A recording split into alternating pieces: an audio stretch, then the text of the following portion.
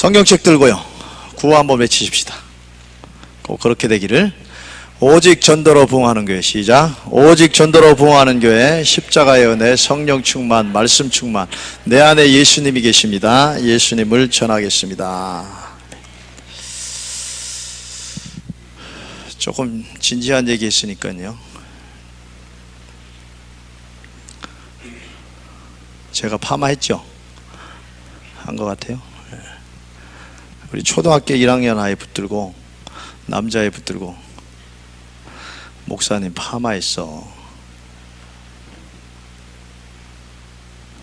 목사님 파마했다고. 알아요. 어때? 어떠냐고. 몰라요. 어떠냐고. 얼굴이 길어졌어요. 저는 오늘 여러분과 함께 믿고 순종함으로 복받는 신앙생활이라고 하는 제목으로 말씀의 은혜를 나누고자 합니다. 여러분, 오늘 읽은 신명기 28장 1절에서 6절에 이 말씀에 나오는 모든 복이 여러분에게 약속한 복이라는 사실로 믿어집니까? 안 믿으시는군요. 이 모든 복이 내게 미치리니라고 말씀하셨는데, 이 모든 복이 여러분 각자에게 이루어지게 될 것을 믿습니까? 아멘이 점점 커지네. 저는 이렇게 생각합니다. 일단은요, 하나님께서 하신 말씀이시니까 믿었으면 좋겠습니다. 그분이 어떤 분이에요? 세상을 창조하신 하나님께서 하신 말씀이시니까 믿는 게 맞는 것 같아요. 모든 좋은 복은 하나님으로부터 분명히 오는 것이기 때문에 믿는 게 맞는 것 같아요. 세상을 창조하신 전능하신 하나님께서 못할 일이 없으신 분이시기 때문에 이와 같은 복을 분명히 자신의 이름을 걸고 말씀하셨기 때문에 믿음으로 받아들여서 이 복을 누리는, 평생 하나님 약속하신 이 말씀의 복을 누리는 성도들 되시기를 먼저 주의 이름으로 축원합니다. 히브리서 11장 6절에 보니까 믿음이 없이는 기쁘시게 못하나니 하나님께 나아가는 자는 반드시 그가 계신 것과 또한 그가 자기를 찾는 자들에게 상 주시는 이심을 믿어야 할지니라, 이렇게 기록하고 있어요. 예수님도 마태복음 17장 20절에 보니까 가라사대 너희 믿음이 적은 영혼이라 진실로 너희에게 이르노니 너희가 만일 믿음이 한 겨자씨만큼만 있으면 이 산을 명하여 여기서 저기로 옮기라 하여도 옮길 것이요 또 너희가 못할 일이 없으리라. 그렇게 믿음에 대해서 말씀하셨어요. 또 히브리서 11장 1절에도 보니까 믿음은 바라는 것들의 실상이요 보지 못하는 것들의 증거다, 이렇게 기록하고 있어요. 이와 같은 모든 믿음에 관한 말씀에서 말하는 믿음은 무엇을 믿으라는 믿음을 말하는 것입니까? 문장이 너무 길었어요. 위와 같은 모든 믿음에 관한 말씀에서 말하는 믿음은 무엇을 믿으라는 믿음을 말하는 것입니까? 위와 같은 믿음에 관한 말씀은요, 말씀을 믿으라는 믿음에 관한 말씀입니다. 말씀을 믿으라는 거예요. 여러분, 성경을 읽으면서 들려지는 하나님의 음성, 그게 무엇입니까? 성경을 읽으면서 혹은 성경을 들으면서 성경을 묵상하면서 들려지는 하나님의 음성이 뭡니까? 창세기 1장 1절을 딱 성경을 펴고 1장 1절을 읽게 되는데, 태초에 하나님께서 천지를 창조하셨느니라, 이 말씀을 읽는 순간에 들려지는 하나님의 음성이 뭡니까?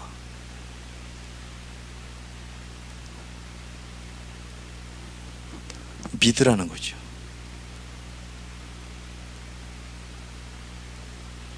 들어보셨어요? 창세기 1장 1절을 수없이 읽으면서 그 속에서 들려지는 하나님의 음성을 들어보셨습니까? 태초에 하나님께서 천지를 창조하셨느니라 라고 하는 그 말씀을 읽는 순간 하나님께서 귓전을 향해서 믿으라, 그것이 하나님의 음성입니다.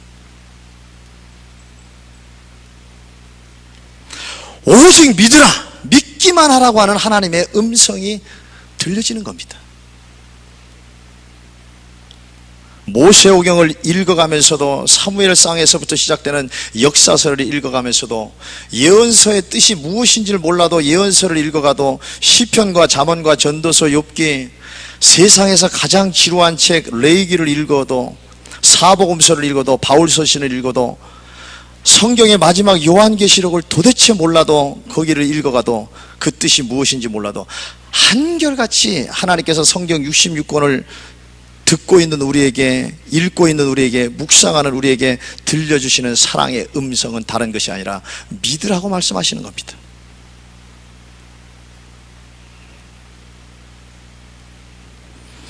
그래서 예수님께서 이 땅에 오셔서 생생하게 하나님의 음성을 우리에게 전해주신 겁니다.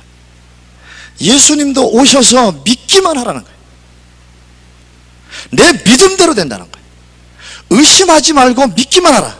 오직 의인은 믿음으로 말미암아 살게 된다고 하나님의 음성을 들려주신 겁니다.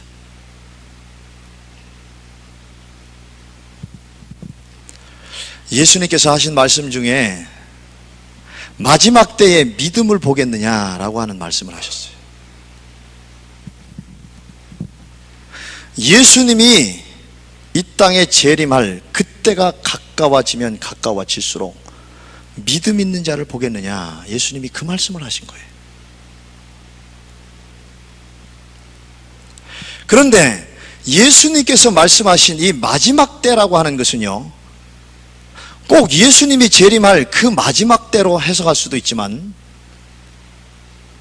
기독교의 현상을 보고서도 마지막 때라고 하는 것을 적용할 수 있습니다. 여러분, 이스라엘 백성들에게 있어서 마지막 때는 뭐냐면 멸망의 때입니다. 남북이 갈라지게 되고, 그러면서도 하나님을 믿지 않고 하나님의 말씀을 따르지 않고 우상을 섬기는 그 멸망의 길로 가는 그때가 마지막 때. 그때 하나님 믿는 사람이 있었습니까?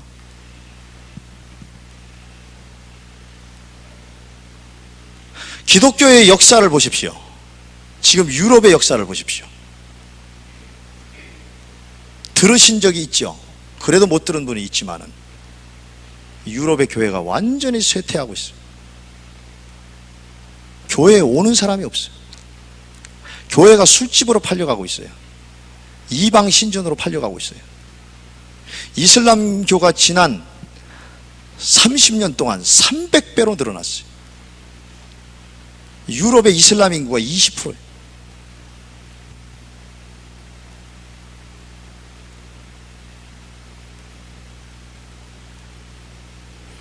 유럽의 기독교가 쇠퇴해가고 있는 이 시점에서 예수님의 말씀입니다. 마지막 때에 믿음 있는 사람을 보겠느냐라고 하는 것이죠. 믿음 있는 사람을 볼 수가 없어요. 한국교회도 130년 부흥성장 20%, 25%까지 1980년대 오르고 나서 꼭지점 찍고 쇠퇴일로에 나아가고 있어요. 아이들이 교회를 안 옵니다.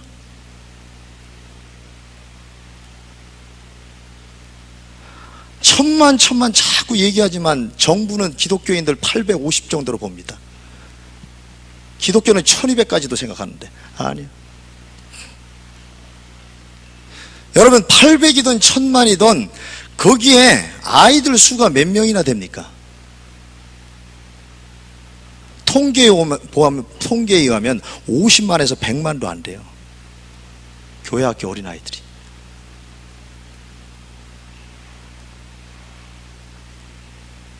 한국교회가 심각한 마지막 때를 향해서 가고 있다는 증거입니다.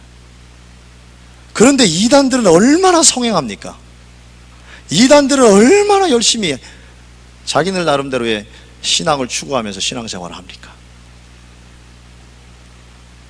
마지막 때의 현상이에요. 한국교회의 마지막 때의 현상이에요. 오늘 예수님께서 말씀하시는 거예요. 한국교회를 말씀하시는 거예요. 한국교회를 향해서 말씀하시는 거예요. 한국교회의 마지막 때에 믿음 있는 사람을 보겠느냐는 것이죠. 북왕국 이스라엘이 완전히 하나님을 떠나서 아방 때에 바알신을 섬기는 나라로 완전히 바뀝니다. 그때 선지자를 통해서 하나님이 주신 말씀이 있어요. 이스라엘 백성에 아직도 바알신에게 굴복하지 않은 7,000명의 사람들이 있다고 그랬어요. 아니, 이스라엘 백성들이 얼마나 많은 인구인데 7,000명만 바알신에게 굴복하지 않았냐, 그 말이에요. 마지막 때에 믿음 있는 사람을 보겠느냐라고 하는 말씀입니다. 여러분 마음속에 깊이 새길 필요가 있어요. 내가 도대체 뭘 믿고 있는 것인지, 내가 믿음으로 살아가려고 하고 있는 것인지 냉정하게 점검을 해야 될 그런 시점에, 그 시점이 한국교회의 현실이라는 겁니다.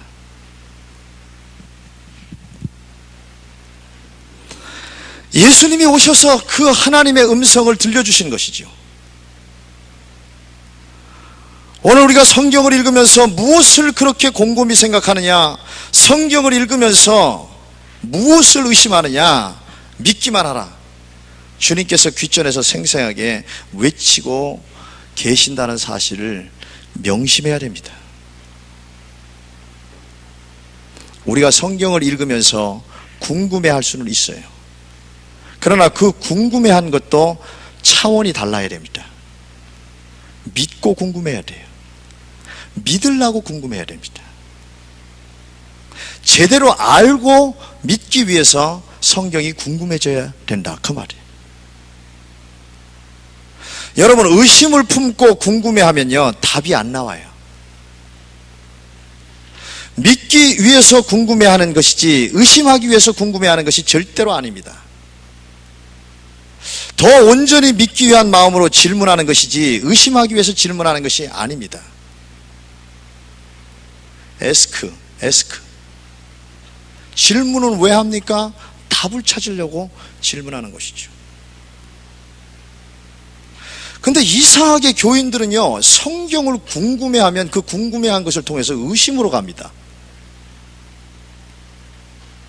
세상에 대해서는 의심하면서 질문하면서 답을 찾아가려고 하는 건데, 성경은 궁금해하면 의심의 길로 빠져들어가요.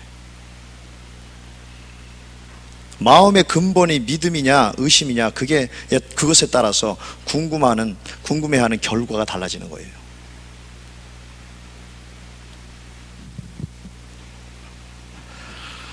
학생부 찬양단 아이들 이야기 좀 할게요. 학생부 찬양단 주일날 오후 시간에 이제 직무실에서 말씀 교제를 하는데, 이 학생들은 말씀 묵상과 교제에 있어서 다른 학생들보다 훨씬 지금 앞서가고 있어요. 저도 깜짝깜짝 놀라는 그런 깨달음을 얘기할 때가 있습니다. 말씀이 이루어지는 복을 먼저 경험하게 될 것이다, 그런 믿음을 제가 가지고 있어요.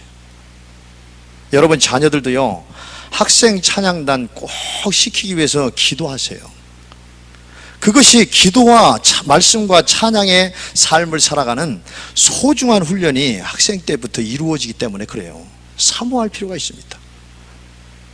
기도하고 꼭 세울 필요가 있어요. 지난주는 노아의 홍수에 대해서 교제를 했는데, 어떤 학생이 노아의 방주에 들어가는 짐승에 대해서 관심을 갖게 됐습니다. 노아의 방주에 대해서 여러분들도 많이 읽어봤겠지만 저도 여러 번 읽어봤는데 그 생각은 해본 적이 없어요. 거기에 부정한 짐승도 들어가고 정결한 짐승도 노아의 방주에 들어갑니다. 아마 노아의 방주에 부정한 짐승은 안 들어갔을 것이다, 그렇게 생각했기 때문에 그 귀절을 쉽게 넘어갔던 것 같아요, 제 생각에는. 근데 노아의 방주에 정결한 짐승만 들어간 것이 아니라 부정한 짐승도 들어갔다는 것이죠. 그래서 이 학생이 도대체 부정한 짐승의 종류는 뭐고 정결한 짐승의 종류는 뭘까, 그 생각을 한 거예요. 근데 거기에 종류가 나와 있지는 않잖아요.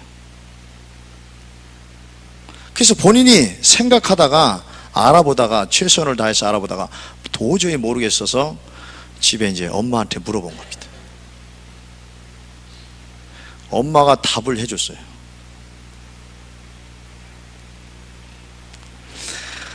이스라엘 백성들이 광야에서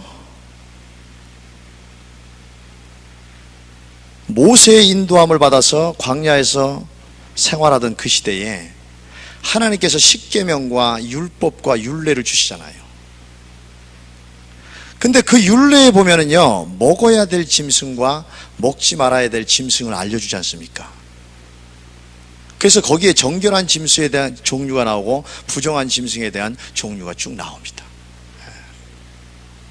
그래서 엄마가 그걸 가르쳐 준 거예요. 거기 나오지 않냐? 그걸 통해서 답을 얻은 거예요.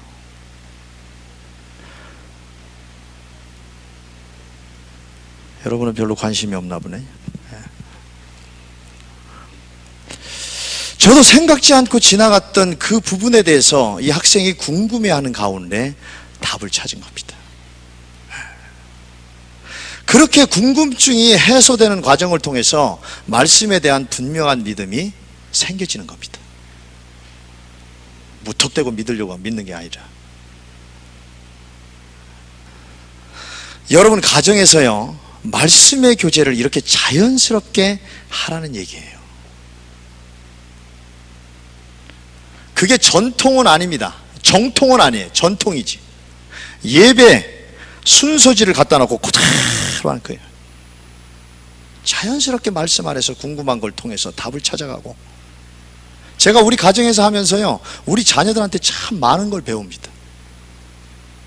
그리고 자녀들하고 대화하기 위해서 말이죠, 성경을 더 깊이 있게 볼 수밖에 없어요.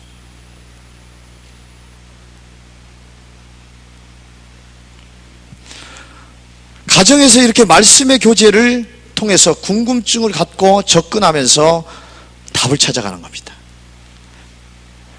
여러분, 그러므로 말씀의 교제가 풍성한 복을 누리는 부부, 그 다음에 부모와 자녀, 가정이 되면요, 교회 안에서도 말씀의 교제가 풍성해집니다.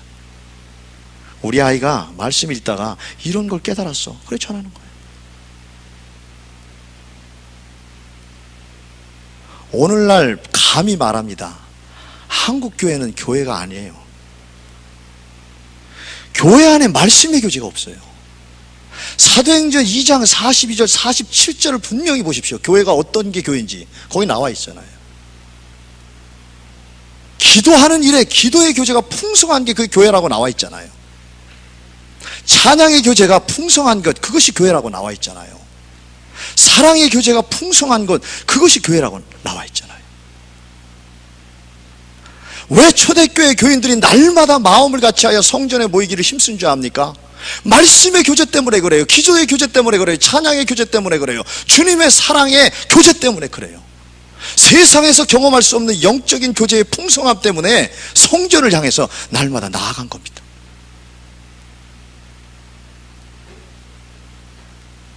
오늘날은 주일날 한 번 모이는데도 말씀의 교제를 못합니다.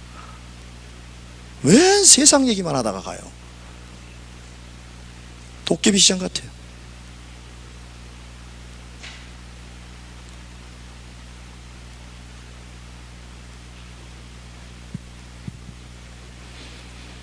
여러분, 가정에서 신앙생활을 실천하는 게 참 중요합니다. 그게 우러나오면 말이죠, 신앙이 삶이 되는 거예요. 신앙이 삶이 되는 거예요.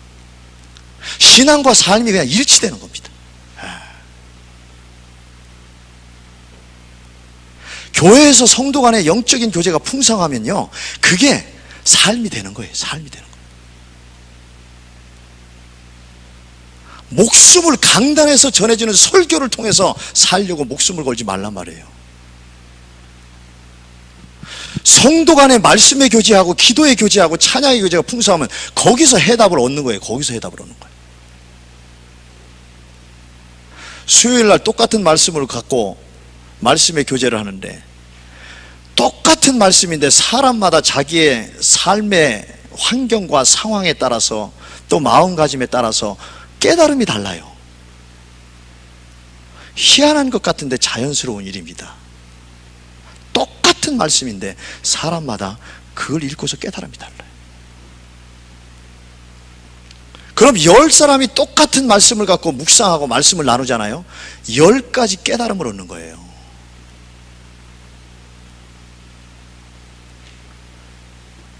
어떨 때는요, 상대방이 똑같은 말씀을 받는데 상대방이 깨달은 그 말씀을 듣는 순간에 아, 이거구나,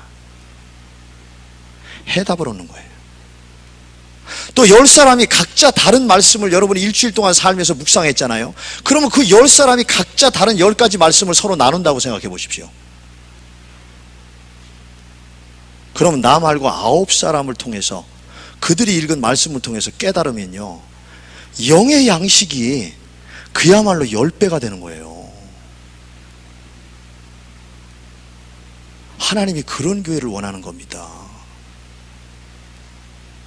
그러니까 날마다 주께서 구원받은 사람을 더하게 하셨다고 그랬죠.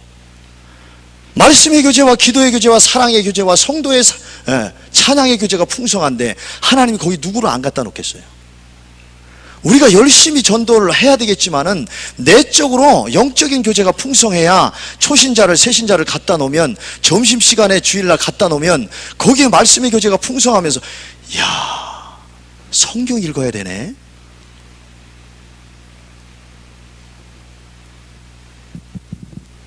그 생각을 먼저 하는 거예요. 지금까지 신앙생활 30년 40년 안 했던 사람이 와서 그 모습을 보면서 교회는 말씀의 교제를 하는 거구나, 성경을 읽다가 저런 것을 깨닫는 거구나, 나도 성경 읽기부터 시작해야 되는구나. 여러분, 목사가 새가족 하면서 거기에 말씀 묵상 다 가르쳐주고 기도 문까지 다 가르쳐주고 그러는데, 교회는 바로 그런 게 교회입니다 이렇게 가르쳐주는데, 여러분들이 주일날 점심시간에 모여가고 사담하고 다른 얘기하고 그래 보세요. 초신자가 무슨 생각을 하겠습니까? 교회는 일주일 동안 살면서 쌓인 것 와서 다 털어놓고 풀어놓고 세상 정보 교환하는 것인데 이렇게 생각할 거 아니에요.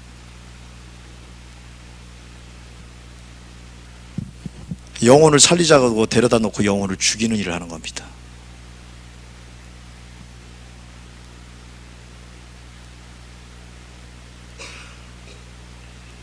하나님은 살리라고 갖다 놨는데 교회에서 쫓는 거예요. 마귀를 쫓아야지 사람을 쫓으면 교회가 되겠어요? 점심시간에 서로 기도의 제목에 대해서 나누고 기도 응답 받은 얘기 나누고 그런 모습을 초신자가 보세요. 그 사람이 3년 안에 열매를 못 맺겠습니까? 그 사람이 3년 안에 기도 응답을 못 받겠어요? 그 사람이 3년 안에 말씀의 은혜를 못 누리겠습니까? 그 사람이 3년 안에 찬양의 은혜를 못 누리겠어요?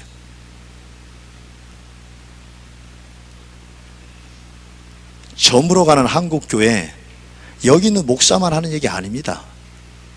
웬만한 목사들이 다 하는 얘기예요. 한국교회를 제대로 바라보고 기도하는 사람들은 다 하는 얘기입니다. 누가 그렇게 만들어 간다고요? 누가 아니에요. 나지.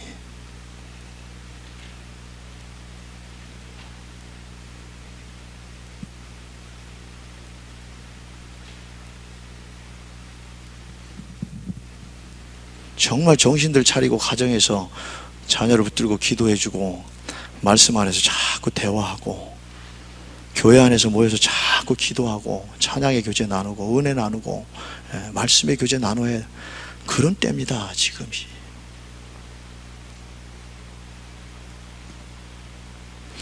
오늘 신명기 28장 1절에서 6절의 말씀을 대하고 있는 이 순간에도 하나님께서 우리에게 하시는 말씀은 다른 게 아닙니다. 믿느냐?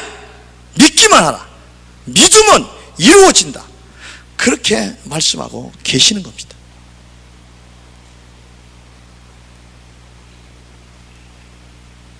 그렇다면 오늘 우리가 믿어야 될 복이 무엇인지, 오늘 읽은 신명기 28장 1절에서 6절에 나오는 복의 종류에 대해서 한번 구체적으로 살펴보겠어요. 근데 그 중에 한 가지만 집중적으로 살펴보겠는데, 오늘 본문에 기록한 이 복의 종류는요, 구약에서 말하는 모든 복을요, 구체적으로 종합해서 열거한 겁니다. 첫 번째 어떤 복입니까? 너를 세계 모든 민족 위에 뛰어나게 하실 것이다. 이 복입니다. 이걸 믿으라는 거예요. 여러분 믿습니까? 너를 세계 모든 민족 위에 뛰어나게 하실 것이다. 하나님의 말씀입니다. 하나님의 말씀입니다. 정말 하고 싶은 말이 하나님의 말씀이라는 거예요. 하나님이 이렇게 하실 수 있다는 거예요. 말을 듣고 지켜 행하면은 일단 접고 하나님이 주실 수 있는 복에 대한 얘기를 하는 겁니다. 하나님이 그렇게 하실 수 있다는 거예요. 세계 모든 민족이 뛰어나게 하실 수 있다는 거죠. 이 말씀이 잘 안 다가오지요. 제가 이 말씀을 묵상하면서 어떻게 전할까 묵상하는 가운데 이렇게 묵상했어요. 이게 뭡니까? 성공의 복이죠. 성공의 복입니다. 다른 게 아니에요. 성공의 복이에요. 저 사람 성공했다. 성공의 복입니다.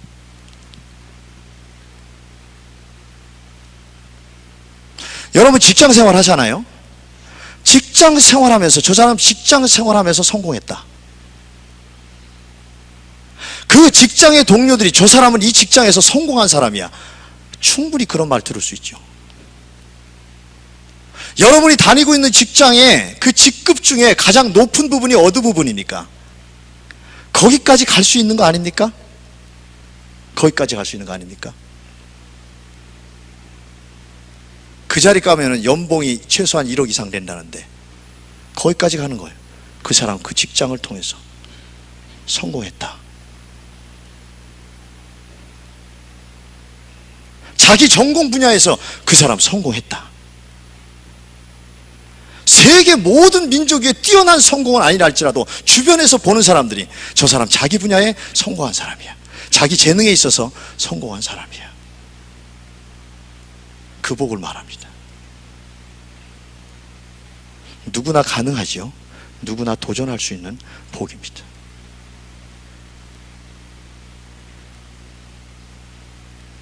여러분 직장 생활하면서 언제 이 직장을 떠나야 될까, 언제 이 직장으로 옮겨야 될까 그런 생각하고 있을지도 모르잖아요. 그게 아니라니까요. 그 직장에 보내주신 하나님의 뜻이 있단 말이에요. 그 직장에서 높여주시려고 하는 하나님의 뜻이 있단 말이에요. 그 직장에서 성공시키려고 하는 하나님의 뜻이 있단 말이에요.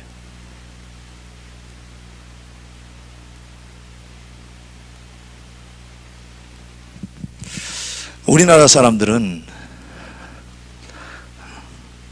만나면 사람들 다 똑같이 사용하는 그 호칭이 있잖아요. 남자는 다 뭐라고 불러요? 사장님이에요. 여자는 다 뭐예요? 사모님이에요. 발음에 따라서 조금 달라져요. 샤모님, 사모님.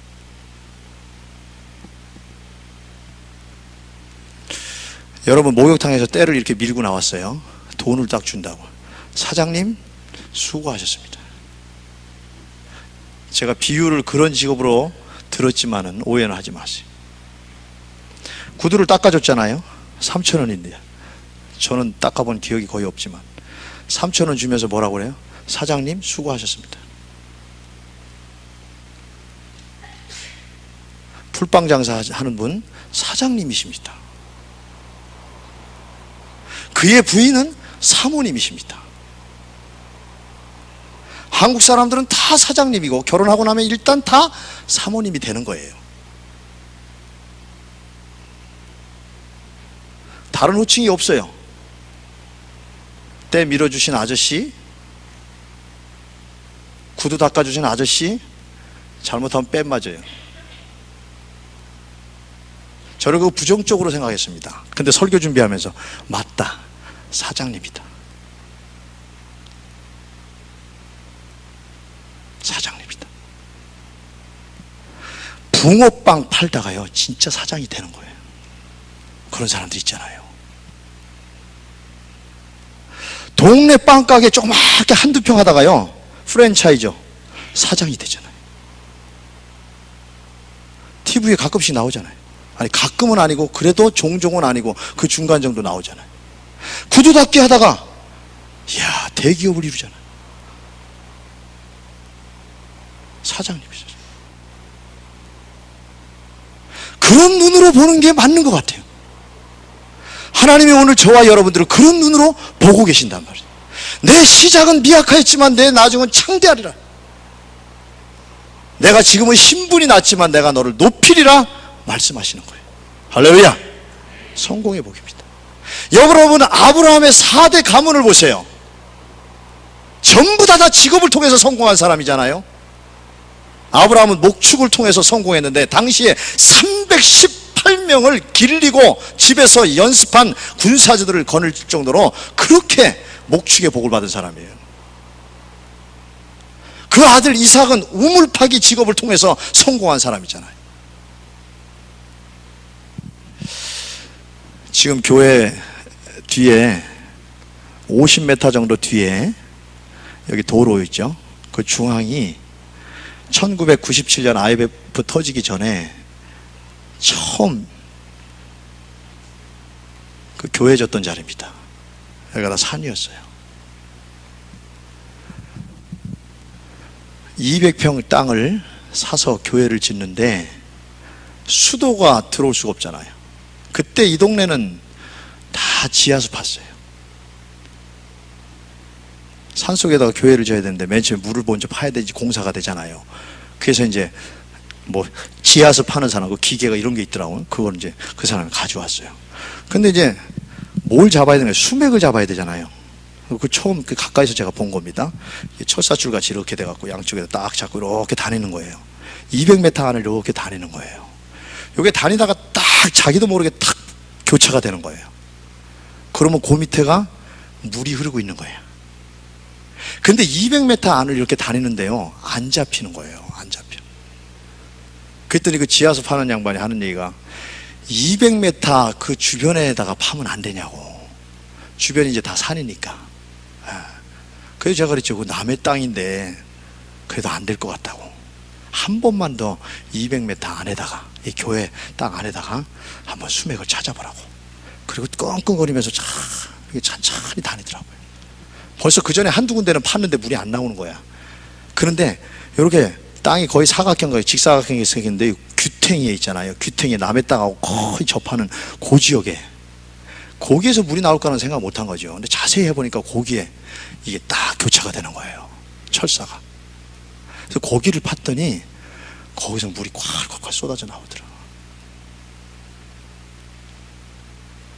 여러분, 우물 파는 게 보통 기술이 아니에요. 여러분, 이삭 농경사이지 않습니까? 무슨 얘기예요? 다른 사람이 우물을 파면 물이 안 나와요. 수맥을 못 잡는 거야. 근데 이삭이 우물을 파면 물이 나오는 거예요. 생명줄이라고요.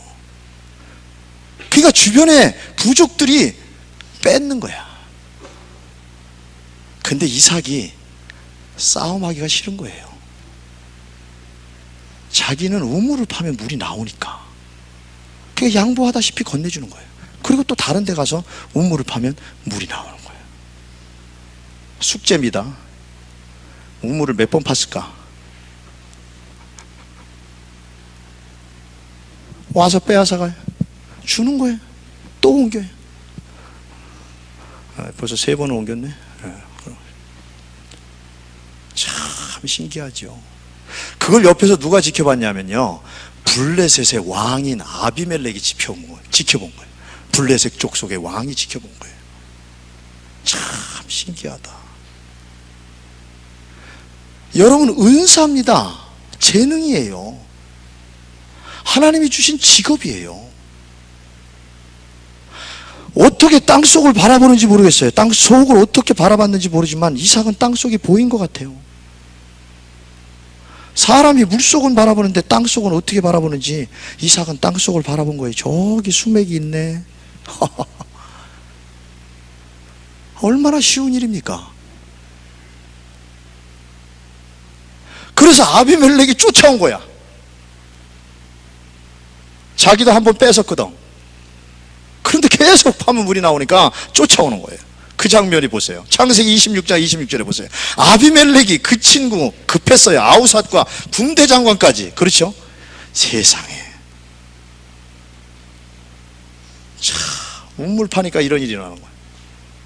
군대 장관 비골로 더불어 그랄에서부터 이삭에게로 온지라 이삭이 그들에게 이르되 너희가 나를 미워하여 나로 너희를 떠나가게 하였거늘 어찌하여 내게 왔느냐 그랬어요. 운물 파는 이삭을 쫓아냈단 말이에요. 그런데 쫓아온 거예요. 운물만 파면 물이 나오니까. 그들이 가로되 여호와께서 너와 함께 계심을 우리가 분명히 보았으므로 뭐 때문에요? 운물만 파는 물이 나오니까. 이 생명줄이 나오니까. 우리의 사이 곧 우리와 너의 사이에 맹세를 세워 너와 계약을 맺으리라 말하였노라 그랬어요. 그러면서 보세요. 왕이 하는 얘기예요. 이삭을 향해서 너는 우리를 해하지 말라. 이는 우리가 너를 범하지 아니하고 선한 일만 내게 행하며 너로 평안히 가게 하였음이라. 이제 너는 여호와께 복을 받은 자이라. 쫓아낼 때는 언제고요? 평안히 가게 했다는 거예요. 왕이 무릎 꿇는 거예요. 여러분 직업의 복을 받으면요 대통령이 와서 인사한다니까요. 기업을 일으키면요 대통령이 와서 인사를 해요. 기업을 일으키면요 북한에 김정은이가 와서 무릎을 꿇는다고. 옛날에 대통령이 북한에 못 들어갔을 때 보십시오. 그런 시절이 있었잖아요. 경제인들은 다 들어갔잖아요. 김순곤 박사, 그 기독교인 뭡니까? 옥수수 크게 만들. 그분은 일찍이 들어갔잖아요. 그분이 우리 200평 땅 살 때 97년도에 땅 살 때 그 옆에 1000평이 땅이 있었어요. 그분도 부동산 투기했죠. 이 동네 사람은 아닌데. 그래서 이제 이 동네가 개발된다 그러니까 한번 왔더라고요. 그래서 대화를 하다 보니까 이분이 옥수수 박사예요. 김순곤 박사인 걸 알았어요. 그분은 벌써 그때 얘기하는데 자기는 뭐 북한을 내 집안 드나들지 그렇게 드나들었다는 거예요.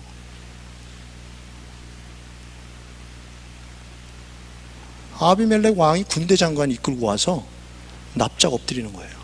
동맹하죠. 이게 성공의 복입니다. 이게 직업의 복이에요.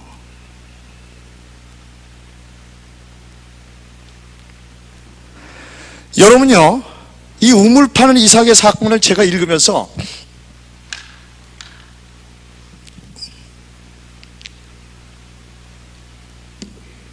아주 통쾌하게 웃을 수밖에 없는 장면을 제가 읽게 됐는데, 블레셋 왕이요 우물 파기 명수인 이삭에게 동맹을 맺자고 할 때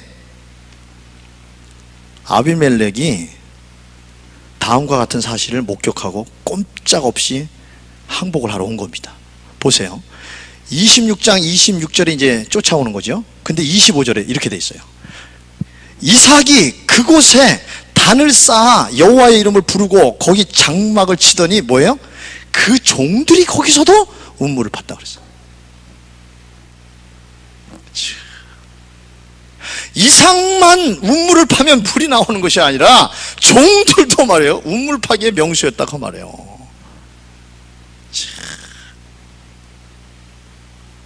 주인이 잘 되니까 종들이 잘 되는 거예요. 주인이 명수니까 종들이 명수인 거예요. 주인이 노하우를 자기만 가지고 있는 게 아니에요. 운물 파는 특허를 자기만 가지고 있는 게 아니란 말이에요. 종들에게 그대로 다 전수한 거예요. 이게 하나님이 성공시키는 사람들의 복입니다. 하나님을 믿는 사람들의 마음가짐이에요. 내가 특허? 나만? 아니에요. 노하우? 나만? 아니에요. 모든 사람들이 공유할 수 있도록 노하우를 나눠주는 거예요. 특허를 나눠주는 거예요. 그게 하나님을 믿는 사람들, 하나님이 나를 성공의 길로 인도해 주실 것이라고 하는 그 복을 믿고 사는 사람의 심장입니다. 강심장이에요. 뭘 특허 하나 넘겨주는 걸 그렇게 발발 떨고 있어요. 뭔 노하우 하나 전수하는데 그렇게 발발 떨고 있어요. 하나님이 끊임없이 새로운 특허, 지혜를 주실 텐데.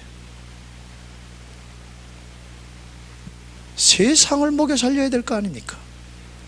운물을 팔아서 주변에 있는 모든 사람들을 먹여 살려야 될 거 아닙니까? 종들도 알아야 될 거 아닙니까? 오늘날 유태인들은요, 부동산 투기하지 않는다고 그래요. 책 읽어보니까 제가 깜짝 놀랐어요. 부동산 투기 안 하는 사람들이 있어. 뭘 믿고?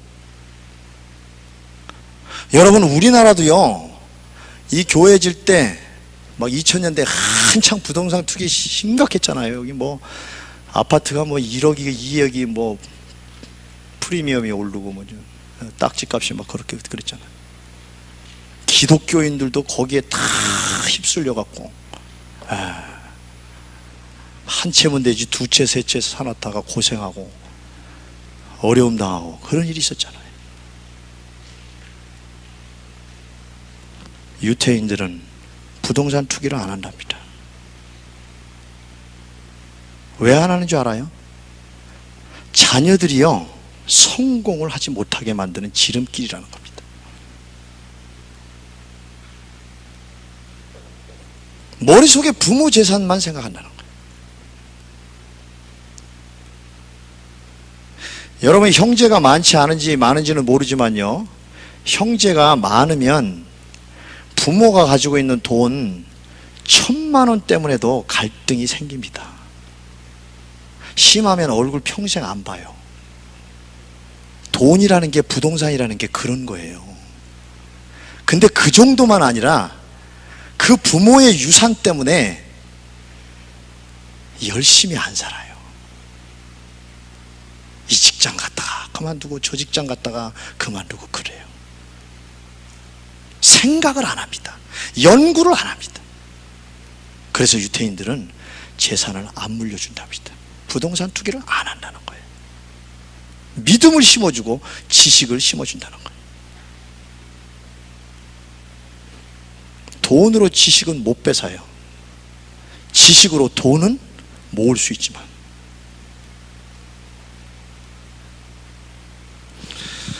세계적 인물은 어떻게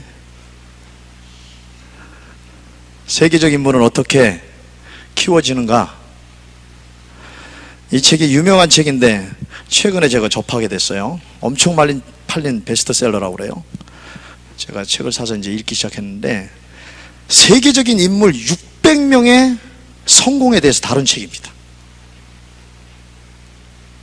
이 책에 나오는 600명 중에요, 400명 가까운 사람들은 모두가 고난과 역경을 딛고서 성공한 사람들이다. 그렇게 다루고 있어요. 고난과 역경이 와야 돼. 하나님의 방법이에요. 내가 너를 단련한 후에는 정금같이 내가 나아오리라는 거예요. 시련이 있어야 돼요. 여러분, 시험도 있어야 됩니다. 고난도 있어야 돼요. 누가 성공한다고요? 그걸 이기는 사람이 성공하는 거예요. 그걸 딛고 일어나는 사람이 성공하는 거예요. 하나님을 바라봄으로 고난을 이기고, 하나님을 바라봄으로 역경을 이기고, 하나님을 바라봄으로 시험을 이기는 사람들이 믿음이 자라나게 되고, 그 믿음에 따라서 하나님이 주시는 복을 통해 성공하게 되는 거예요. 고난이 싫지요. 고통이 싫죠. 시험이 싫죠. 피해가고 싶잖아요.